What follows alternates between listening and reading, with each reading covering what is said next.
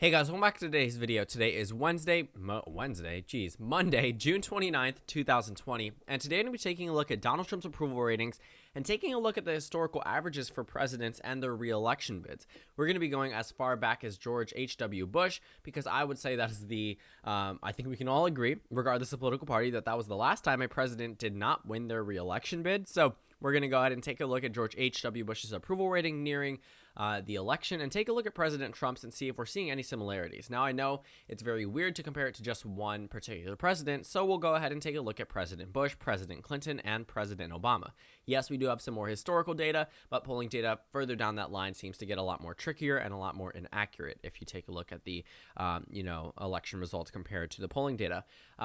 So let's go ahead and take a look at where President Trump stands today. Right now, 56% of the country disapproves of President Trump and 40.5% approves of him, 41% rounded up. This is actually his lowest point in all of 2020. When 2020 began, he actually was at, right around a 43% approval rating, and actually peaked around 46% nationwide, with only 50% of Americans disapproving of him.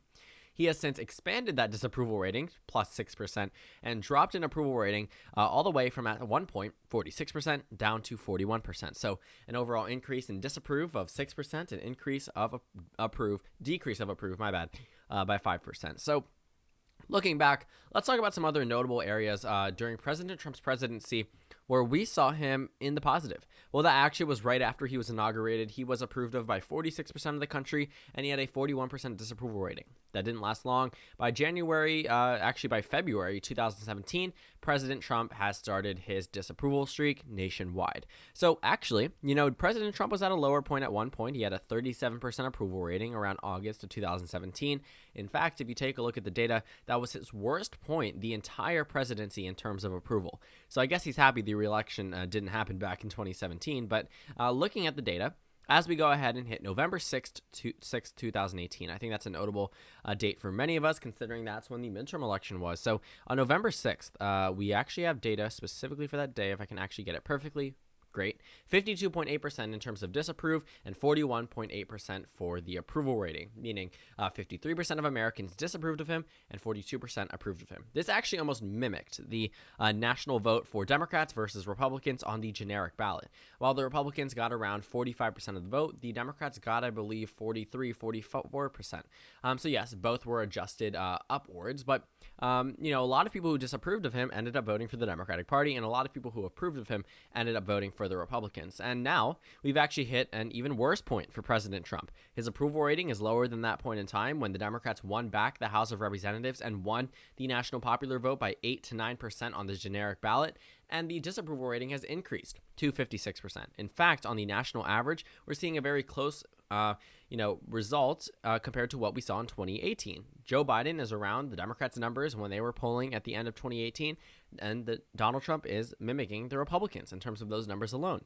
So let's take a look at a historical context. How much does the approval rating truly matter for the re-election chances for a president? So Nate Silver actually came out with an article back in 2011 with President Obama saying that, post-midterm approval ratings didn't have a direct correlation to general election results, meaning those presidents who, may have had a bad or high approval rating following the midterm elections may or may not have been reelected based off of those approval ratings, but he couldn't find a clear correlation with them alone. Back in 2012, President Obama had roughly, let's go ahead and see it, thankfully, FiveThirtyEight gave us this data. I actually opened every single Gallup, approval rating for almost every single president, so I'm glad we don't have to do that now, but we can go ahead and take a look at this. Compares it with a much better accuracy than just me looking at the data itself and trying to envision something like this for you guys. But, right after, let's go ahead and see, it would be roughly around this time period, President Obama had, a positive 2, positive 3% approval rating in terms of the net approval, but the approval rating itself wasn't exactly super high. When we take a look at it, President Obama had around a 47% approval rating. Now that may be higher than President Trump's significantly, but we also have to take a look. Let's take a look at George H.W. Bush's, George W. Bush's. Around that same time period, Bush was around 49-50% in terms of his approval rating amongst voters in the country, and Bill Clinton was also actually at a much higher point than President Trump. in 1990, I guess from the 1992 election, but leading up into the 1992 November election, President Bush had a very bad approval rating. At one point, he was at 27% in terms of an approval, 28% rounded up, but horrible. I mean, absolutely abysmal. And that was proven on election day. So while, yes, George H.W. Bush was one of the only presidents with, a net approval that was practically underwater given that point in time. And yes, he did lose his reelection, but I don't think that means President Trump is absolutely going to lose his election. But I think the fact that he's not necessarily on par with where George W. Bush or Barack Obama were right before the reelection bids, considering the fact that, he probably should be, considering that, yes, they may not have had the best approval ratings, but it was higher than where President Trump is today. Comparing it, George H.W. Bush actually is the only one who underperforms Trump's approval rating as it stands today. As of today, looking at the data, Obama had a 48% approval rating, Bush had a 45% approval rating, Clinton had a 55%, and H.W. Bush had a 35% approval rating. And only one out of those four lost their reelection bid. And then you take a look at Ronald Reagan, 54%, he won his reelection bid. Jimmy Carter, 33%, he lost his reelection bid. So yes, that may show somewhat of a correlation, but I would trust Nate Silver's, analysis of the popularity rating versus the actual election results. But I do think that this is not good news for President Trump. I do think that a lot of the people who do approve of him end up voting for him, and those who disapprove of him end up voting against him. And when he's down by a deficit of around 15.5% nationwide, that's never good news. The fact that he was even approved of more in the 2018 midterm elections on that November date, I think spells out something worse. Not only do I think that this approval rating, if it continues at this trend, we could see a larger Democratic turnout, a larger Democratic House majority, a larger Democratic popular vote split. I do think that Donald Trump is just pretty much going to lose a number of solid Republican states, not solid Republican states, but previously solid swing states such as Ohio or Iowa. If President Trump continues down this trend and continues to be disapproved of, and he even reaches to a point where he, let's go ahead and take a little bit of a look back in August 2017, where President Trump was actually at his lowest point nationwide. His disapproval rating peaked at 57%. Now he's at 56%. So we're seeing President Trump loop all the way back to his lowest point ever. And that was in August of 2017. That approval rating didn't matter much for the general election. I still think that the approval rating does matter in a sense, but also if you take a look at 2016, President Obama's approval rating around the time of the 2016 election was 52, 53%, 54%. He was approved of nationwide. And while, yes, he was approved of, people did vote against, similar interests. Those who wanted to continue the Obama legacy, or at least, continue with someone similar to Obama, sure, might have voted for Hillary Clinton, but that didn't mean everyone who approved of him wanted the legacy to continue. A lot of people wanted to see change. Party fatigue kicks in. It's 8 years of a Democratic president. Now it's time for a new type of president. So I don't think there's necessarily party fatigue now, considering Trump has been in office for only 4 years, upcoming in January 2021. But if he is to win this election, he's going to need to do something different about his approval rating. Yes, he could defy all odds, and what seems to be a clear correlation, I mean, I guess you could draw the conclusion from that alone. But I will say that if President Trump wants a realistic shot at the presidency, he needs to go ahead and go around and figure out a way to either increase his approval rating, or I honestly think he would be done for. I don't think the approval rating is the thing that's going to bring him down, but it is an indicator of whether or not Americans are actually going to vote for him.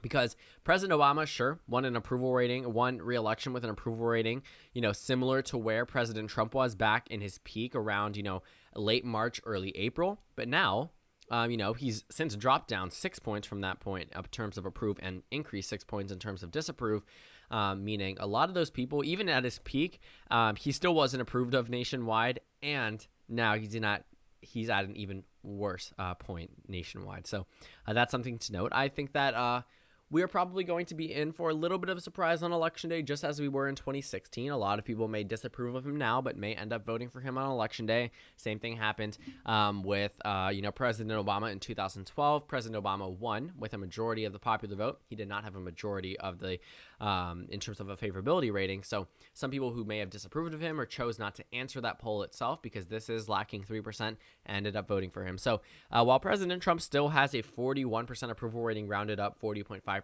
actually, I don't think that he's going to have too easy of a time in terms of his reelection bid. Joe Biden leads him. Again, we're seeing President Trump with higher numbers than his approval rating, meaning a lot of people, not a lot of people, but actually on election day that ends up happening, it'll probably be a couple million people, but some people who may not necessarily answer that question or disapprove of him may end up voting for him. While Biden is at 50.7% in the national popular vote based off national polls, President Trump is at 56% for disapprove. So that, around 4 or 5% of the voting base that disapproves of President Trump is either considering voting for him or does not know who they will be voting for on election day, which makes it very difficult to predict how those voters will swing once we actually hit the ballot in November. So that's pretty much it. I just wanted to go ahead and highlight President Trump's comparisons to former presidents, those who have won and lost re-election bids. I actually think that there should be an article sometime soon around this about 5:30. I think they're definitely going to cover this because they did right after the midterm elections, and they did leading up into the midterm elections and their impact on the actual midterm elections because of, whatever it might be, the House being representative of America being angry at the president. Again, that's really all up to the voters to decide, but I hope 538 does come out with something soon, and I do actually want to cover that. But right now, as it stands today, President Trump has a 56% disapprove rating from Americans and a 41% approval rating, an overall net negative of 15% nationwide. And this is 538. They adjust for a lot of inconsistencies in polls. You can see they adjust for a lot of, data that's incorrectly calculated, and they give us the average based off that, which is a lot more accurate than what we see on Real Clear Politics. So thank you guys so much for watching this video. Make sure to comment down suggestions below. Please go ahead and check out the video for you on your screen, and then also a playlist to the 2020 Senate elections. Please go ahead and consider subscribing on the left if you haven't already. Check out our Instagram at Let's Talk Elect. We are so close to 1,000 followers, so go ahead and get it there. And again, thank you all for watching this video, and I will see you all tomorrow.